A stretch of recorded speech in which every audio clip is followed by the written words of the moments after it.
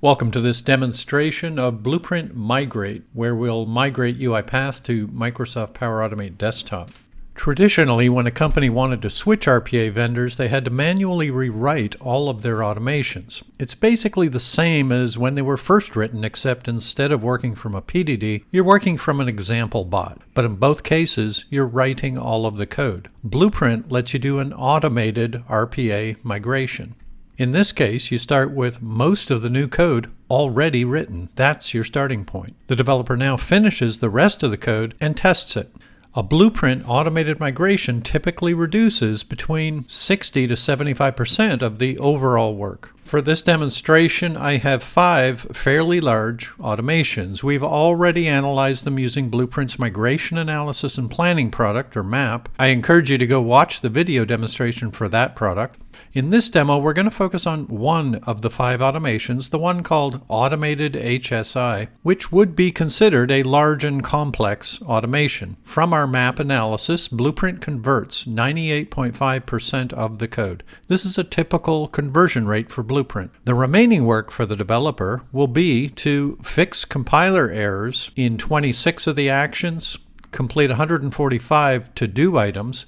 Again, this represents 1.5% of the code that Blueprint could not convert. And then when testing, there's probably some selectors that are not going to work and they need respying. The way to think about this is Blueprint writes 11,000 lines of code instead of the developer having to do it. So Blueprint's MAP product lets us know all of this up front, and not just for one automation, but for all of the automations we're thinking of migrating. But for this demo, let's jump into the migration product and see how the migration works. As I mentioned, everything's already been imported to Blueprint, and we can see it here on the left-hand side, including that automated HSI automation that we plan to focus on in this demo. So here's all of its details. And another thing I did is I went ahead and I created some conversion rules. Basically, Blueprint found that there were some missing custom actions in the imported data. So I went ahead and enabled the 2 of them and mapped one to become an external flow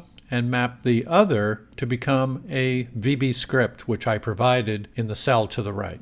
So I mentioned that we already imported the data. The way that we did the import, you simply pick Import and the legacy platform. You then choose the zip file that was exported from that legacy platform, click Open, and what Blueprint does is it parses that data in the zip file and presents to you all of the content. I can choose to exclude things from the import if I want, like this test data, which I know I don't need to do a migration, and then I would click Import. And that's basically what's involved in bringing information into Blueprint. Now, once they're inside Blueprint, the code from that legacy platform can be viewed graphically. And for each individual step of that code off to the right-hand side, Blueprint shows you the raw data coming from the legacy platform, as well as how we convert it into Blueprint's Common Object Model, or COM, which is what we use to facilitate the conversion. When ready, we can export this information to Power Automate Desktop. Blueprint has a rules wizard that will guide me through the steps of setting up the rules, but I've already configured my 2 rules, so I'm going to bypass the wizard this time. It gives me a summary of rules to be applied, and there's my 2. When I continue, Blueprint will give me a preview of what it is about to export. So this is a dependency tree showing me this legacy automation and all of the dependent components that it's pulling along with it. Satisfied with this, I hit Continue, and Blueprint creates an export job. We can view the progress of the job just by clicking here, and when this is complete, the flow will exist over in Power Platform, and we can open it up. So here is the converted flow in Power Automate Desktop. As you can see, Blueprint has converted all of the actions, all of the logic, the exception handling. You can see the structure's been converted in the form of all of these subflows. Blueprint also converted all of the flow variables and the selectors, both UI Desktop and Browser Web. And here on line 21 is the result of the two rules that we set up. Line 21, you can see it's calling that desktop flow for Salesforce. And then the next step is the result of the other rule where we inject a VB script. So every place throughout the code where those two custom actions are being used, this replacement has been made, removing what would otherwise have been a lot of tedious work for the developer in the code. As mentioned, there are some compiler errors to be fixed, and here's the list of those compiler errors. And if you just search for to-do, you will literally get the developer's to-do list.